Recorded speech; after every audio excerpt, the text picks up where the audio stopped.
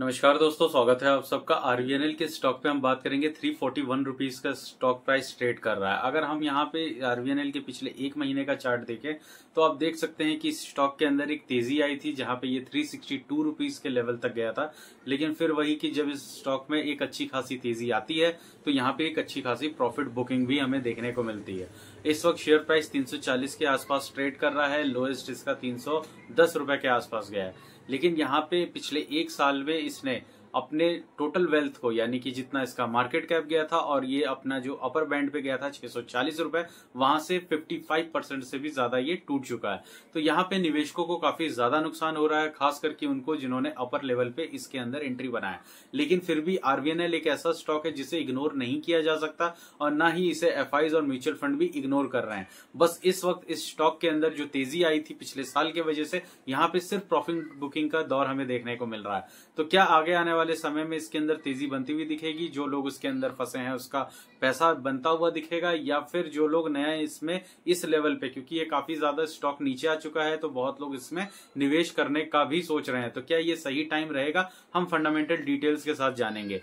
साथ ही साथ हम समझ रहे हैं कि यहाँ पे जो आरवीएनएल है वो एक नवरत्न कंपनी है और इंडियन रेलवे के लिए ये काम करती है। कंस्ट्रक्शन, बिल्डिंग और जो ब्रिज के मैन्युफैक्चरिंग, साथ ही साथ जितने रेल ट्रैक होते हैं उन्हें वापस से रिनोवेट करना और साथ ही नए रेल ट्रैक्स को बिछाने का भी ये काम करते हैं। सिंगल ट्रैक्स को डबल करने का काम और डबल ट्रैक्स को 4 लेन करने का ये काम करने का कंपनी करती है। साथ ही साथ और भी बहुत सारे ऐसे इंडिविजुअल इनके पास ऑर्डर्स आते हैं, प्रोजेक्ट्स आते हैं जिन्हें ये खुद तो करते ही हैं, सो ये अदर लिस्टेड जो कंपनियां हैं उन्हें भी अपने जो वर्क्स हैं उसे ट्रांसफर कर देते हैं। और आरवीएनएल को पिछले 6 महीनों से लगातार हर दूसरे दिन लगभग कोई ना कोई ऑर्डर जरूर मिल रहा है सेंट्रल रेलवे के तरफ से, और बाकी जो जोनल रेलवेज है, चाहे नॉर्थ ईस्ट हो, चाहे साउदर्न रेलवे हो, चाहे वेस्ट ईस्ट का रेलवे हो, हर जगह से इन्हें सिर्फ ऑर्डर्स ही ऑर्डर्स मिल रहे हैं। चाहे वो नए इलेक्ट्रिफिकेशन का हो, नए की इलेक्ट्रिफिकेशन में अपग्रेडेशन का ऑर्डर हो, या फिर हर तरह के जो रेलवे का इंफ्रास्ट्रक्चर में काम आने वाली इक्विपमेंट है, उन सब के लिए आरवीएनएल के पास ही डायरेक्ट ऑर्डर आता हुआ दिख रहा है। तो यहाँ पे इस स्टॉक के अंदर काम तो काफी अच्छा है, पोटेंशियल काफी अच्छा है, लेकिन उसके बाद भी स्टॉक प्राइस नहीं चल रहा है। तो इसके पीछे का कारण है इनका एग्जीक्यूशन ऑफ वर्क टाइम और साथ ही साथ इनका प्रॉफिटेबल होना।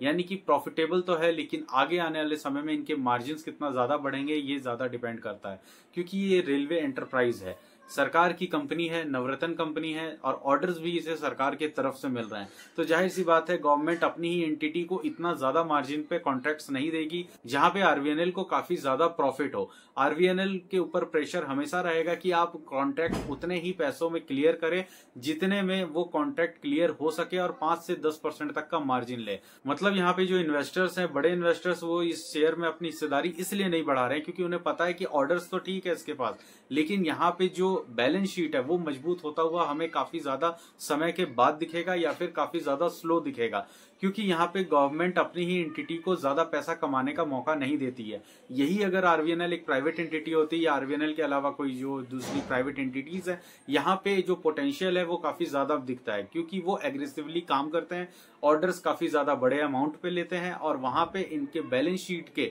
अच्छे परफॉर्मेंस के हिसाब से ही स्टॉक प्राइस में भी वो रिबेट देखने को हमें मिलता है। पे मैंने अभी लास्ट वीडियो बनाया है जिसे आप इस वीडियो के एंड में देख सकते हैं, बाकी हमारे चैनल पे भी आप देखेंगे। हमने आईआरएफसी के ऊपर वीडियो बनाया है प्रॉपर डिटेल के साथ कि किस तरीके से रेलवे के पूरे इंफ्रास्ट्रक्चर को फंड प्रोवाइड करने का ये कंपनी काम कर रही है और आने वाले अगले 5 सालों के अंदर अंदर, हालांकि गवर्नमेंट ने इसे 3 से 4 साल का ही लक्ष्य रखा है कि 13 लाख करोड़ का इसके अंदर इन्वेस्टमेंट किया जाएगा, जिसमें बुलेट ट्रेन भी इंक्लूड हो रहा है। तो इसे भी एग्जीक्यूट करने का और फंड प्रोवाइड करने का काम आईआरएफसी कर रहा है और बाकी मैनुअल जितने काम है या ऑन ट्रैक जो इंफ्रास्ट्रक्चर के काम है वो आरवीएनएल ही करेगा। तो यहाँ पे जो पोटेंशियल और ग्रोथ की अपॉर्चुनिटीज है वो तो काफी ज्यादा है, लेकिन यही एक रिस्क फैक्टर है इस पर्टिकुलर स्टॉक के लिए भी। अगर हम यहाँ पे आरवीएनएल के बारे में, इस वक्त इसका जो ऑर्डर बुक है वो 1 लाख करोड़ से भी ऊपर का निकल चुका है और अगर हम इसके मार्केट कैप को देखें तो वो मात्र 71,000 करोड़ का है। तो जाहिर सी बात है कि कंपनी के पास ऑर्डर बुक्स काफी बड़े हैं, लेकिन प्रॉब्लम वही एग्जीक्यूशन ऑन टाइम की है कि समय पे एग्जीक्यूट क्या ये कंपनी कर पाएगी। साथ ही साथ मैन पावर की कैपेसिटी उस हिसाब से ना होना जितना इनके पास ऑर्डर है, और उसी के साथ इनका जो मार्जिन ऑफ प्रॉफिटेबिलिटी है वो भी काफी ज्यादा मैटर कर जाता है। तो ये चीज यहाँ पे दिखा रहा है कि आरवीएनएल के पास काम काफी है। तो ये चीज यहाँ पे अगर आप देखें तो आरवीएनएल से ज्यादा कमाई तो आईआरएफसी कर लेती है, क्योंकि वो एनबीएफसी की तरह पैसे लोन पे दे रही है और उसका इंटरेस्ट कमा रही है। रेलवे को तो वो फंड कर ही रही है, लेकिन उसके अलावा अब अलग अलग सेगमेंट्स, अलग sectors, renewable energy, power sectors और कोल माइन सेक्टर्स में भी इन्वेस्ट किया है। तो वो इसके रिगार्डिंग एक फाइनेंशियल स्टेबिलिटी में काफी ज्यादा अच्छा लग रहा है। लेकिन आरवीएनएल में एक अच्छी बात यह है कि इसके total number of equity shares काफी कम है। इसके अंदर कभी तेज अच्छी वॉल्यूम आती है तो इसके शेयर प्राइस में काफी अच्छी ग्रोथ देखने मिलती है। और साथ ही साथ इसका स्टॉक प्राइस जो 600 रुपए के लेवल तक गया था, उसके अंदर जो तेजी बनी थी वो काफी ज्यादा अपर सर्किट्स के साथ और काफी 10% 15% की तेजी हमें देखने को ज्यादातर मिली थी। लेकिन अब ये स्टॉक प्राइस पिछले 6 महीने से काफी ज्यादा ठंडा पड़ा है और पिछले 1 साल से तो इसने नेगेटिव रिटर्न ही दिया है। तो यहाँ पे काफी सारे ऐसे अनसर्टेनिटीज है जिसके वजह से निवेशकों का भरोसा इस पे तो नहीं बन पा रहा। यहाँ पे हम इसके बेसिक फंडामेंटल डिटेल्स को देखें तो इसका मार्केट कैप मात्र 71,000 करोड़ का है, जहाँ पे इसका शेयर प्राइस 340 पे ट्रेड कर रहा है। 52 वीक हाई 515 जरूर है, लेकिन ये 640 से भी ऊपर तक गया था। अब यहाँ पे इसके लोएस्ट की हम बात करें तो 295 रुपीज तक का इसका लो लगा है और यहाँ पे शेयर प्राइस अपने लो से ठीक ठाक रिकवर पे है, लेकिन फिर भी काफी ज्यादा कंसोलिडेशन के फेज में फंसा हुआ है। बुक वैल्यू अगर आप देखें तो यहाँ पे इसका बुक वैल्यू 46 रुपीज के आसपास आपको दिखेगा।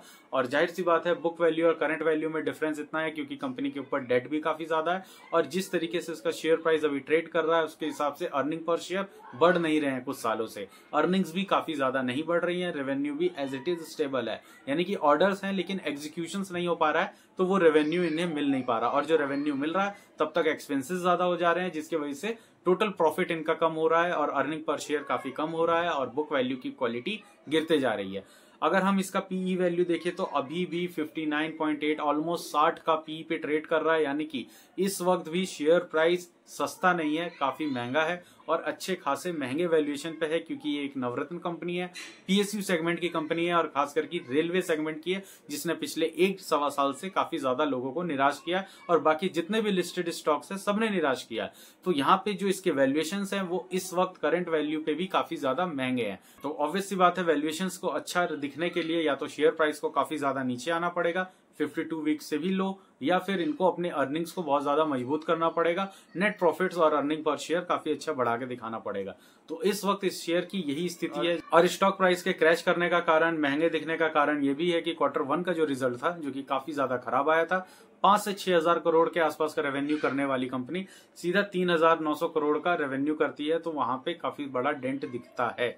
और उसके बाद अगर नेट प्रॉफिट देखें तो मात्र 134 करोड़ का नेट प्रॉफिट, जो कि पिछले कई क्वार्टर से 200, 250, 300, 450 करोड़ तक का नेट प्रॉफिट पे ये गए थे, जहां पे अर्निंग पर शेयर ₹2.20 का था। अब ₹2 से अर्निंग पर शेयर सीधा गिर के 65 पैसे पे आ जाएगा, तो जाहिर सी बात है शेयर प्राइस में भी हमें बहुत बड़ी गिरावट देखने को मिलेगी। तो साल भर में भी आरवीएनएल 20-21 हजार करोड़ से ज्यादा का रेवेन्यू जनरेट नहीं कर पा रहा है और अगर हम पूरे साल का इनका टोटल प्रॉफिट की भी बात करें तो 1200-1300 करोड़ से ज्यादा का ये प्रॉफिट नहीं कर पा रहा है। इसी के एवज में अगर हम आईआरएफसी को देखते हैं तो वो साल भर में करीबन 26-27 हजार करोड़ से ज्यादा का रेवेन्यू जनरेट करता है और नेट प्रॉफिट करीबन 6 से 7 हजार करोड़ से ज्यादा का जनरेट करता है, वो भी बिना टैक्स पे किए बगैर, मतलब उसके ऊपर कोई टैक्स नहीं। तो दोस्तों ये तो रहा आरवीएनएल को लेके एक छोटा सा फंडामेंटल अपडेट। अगर आपको ये वीडियो अच्छी लगी तो आप इसे लाइक करें, चैनल को सब्सक्राइब करें। दोस्तों मिलते हैं अगले वीडियो में, नमस्कार।